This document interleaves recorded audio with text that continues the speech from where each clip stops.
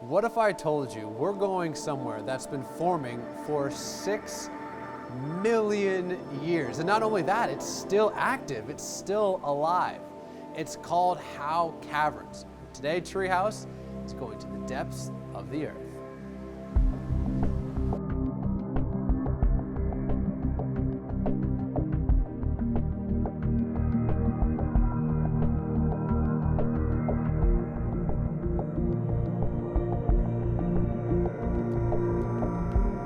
How did this thing even get here in the first place? Well, let's talk about the history of the cave. We really have to go back almost 400 million years.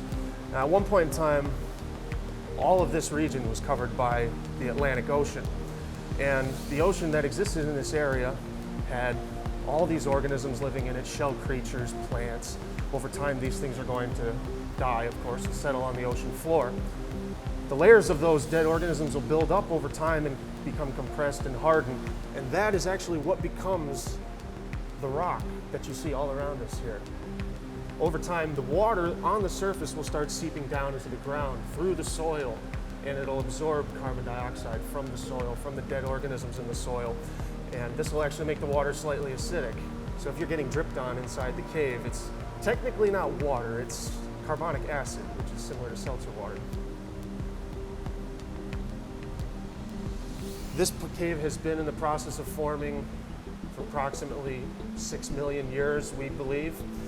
As long as water continues entering the ground, it's going to continue to follow the same path that water ahead of it started carving out. So right here, what are some of the different rocks we can actually see? Again, the walls, the ceilings of the cave are all composed of limestone rock.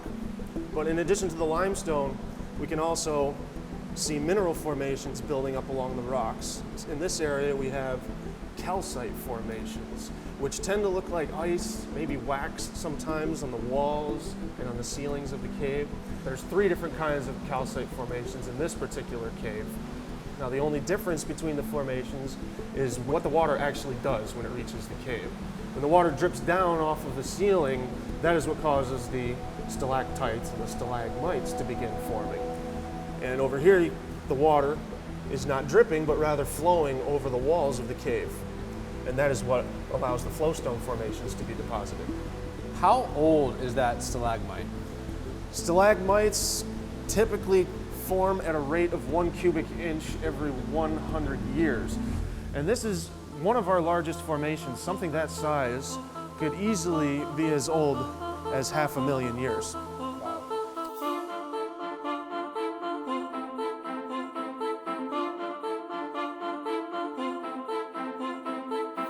Who is Howe? The name actually comes from Lester Howe, and he was the man who discovered this cave on May 22nd, 1842. Now, he came to this area many years before that with his family, his wife and 3 kids, and they settled not far from here and started a dairy farm. And the story goes that the herd of cows that Lester owned would frequently roam onto his neighbor's property and use this one spot for grazing every day. Finally, he decided, okay, I need to know what's going on here. He followed his cows over to that spot, and when he got there, he started feeling a cool breeze coming up from under the ground. And he realized that his cows had been using this as a form of air conditioning every day.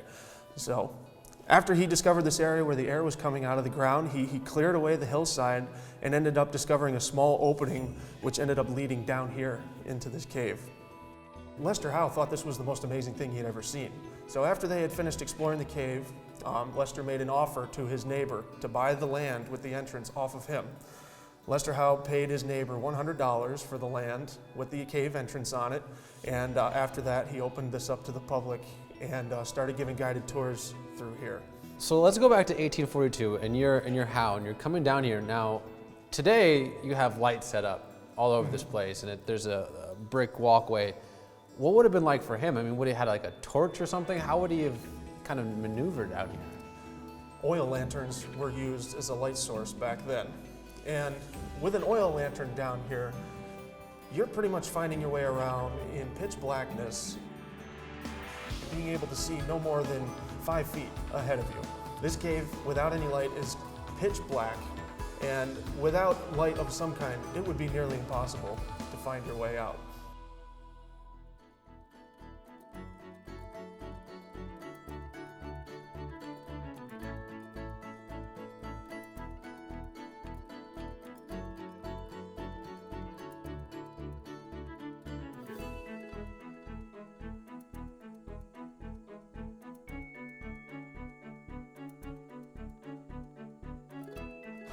Guy, believe it or not, that was my first time on a boat in a cave. So thank you for that. You're welcome. But I hear you have more to do than just the cave itself, right? Absolutely. You can plan on spending the entire day up here.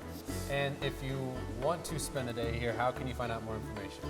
All the information you need can be found on our website, www.howecaverns.com, as well as our Facebook page. Guy, thank you so much. It was awesome. You're welcome. Raj, What? exits this way. Right. Yeah, sorry.